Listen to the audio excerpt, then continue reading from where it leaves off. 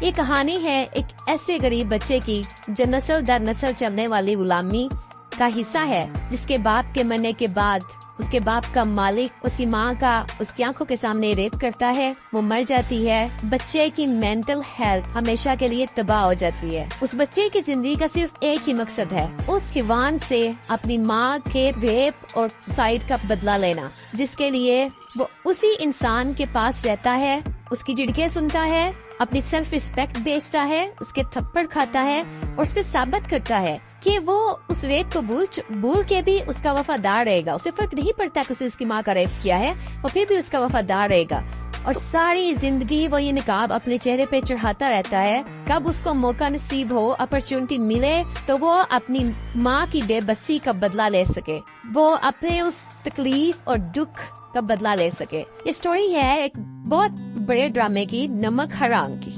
جیسے آپ جان چکے ہیں کہ مرید ہی وہ بچہ ہے جس کے ساتھ یہ سب ہوا اور جو بدلہ لینا چاہتا تھا۔ بدلہ لینے کے لیے جب امین قریشی کی بیٹی کو کڈنیپ کرتا ہے تاکہ اسے کمزور کر سکے اور اس کے قریب جا سکے، تو ٹوسٹ یہ ہوتا ہے کہ اسے لڑکی سے جس کا نام اسما ہے، امین قریشی کی بیٹی، اور جو ایک بہت اچھی لڑکی ہے، نباب کے بالکل اپوزٹ ہے، اسے اس سے محبت ہو جاتی ہے۔ وہ اس کے ساتھ گھر بسانے کا سپنا دیکھنے لگتا ہے، اور اسی ایک خواب میں جو اس نے کبھی نہیں جیا ہوتا، ایک گھر کا خواب جو اس کے اندر ایک اسی لڑکی کے ساتھ جو اس کے دشمن کی اس کی ماں کے ریپسٹ کی بیٹی ہے، لیکن وہ بدلہ نہیں لے پاتا، اور اس کی محبت اسے مضبوط کرنے کی بجائے اتنا کمزور کرتی ہے کہ وہ مر جاتا ہے۔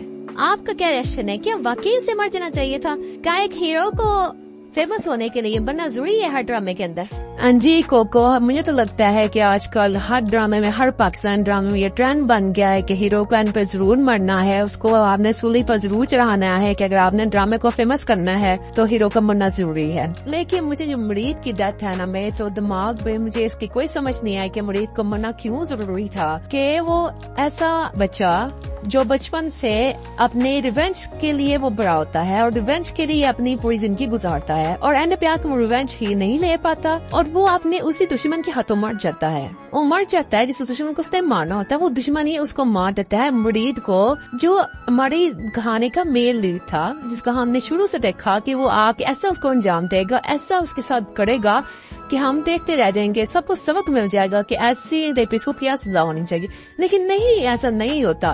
وہ ریپسٹ، وہ کلر، وہ مرید کو مار دیتا ہے۔ واہ، کہ آسما سے محبت کرنا اس کے لیے کمزوری کیوں تھا؟ آسما تو اس کے لیے طاقت ہونی چاہیے تھی۔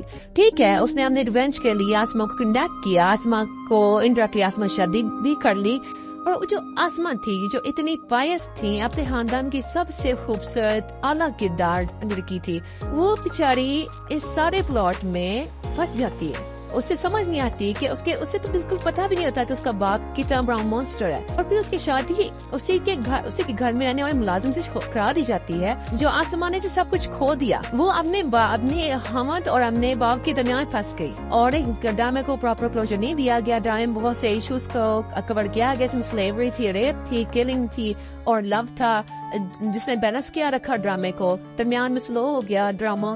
ہمیں شدت سے انتظار تھا کہ مرید امین قریشی کو تباہ برباد کر دے، اور اپنے ہاتھوں سے ایسا اس کو، ٹھیک ہے، اس کو مارتا ہے بہت زیادہ، ہم نے دیکھا، لیکن پھر بھی ہم کہیں نہ کہیں۔ چلیں اب آپ بتائیے گا کہ آپ کو میرا ریویو کیسا لگا۔ ملتے ہیں نیکسٹ ریویو میں کوکو اور مومو کے ساتھ۔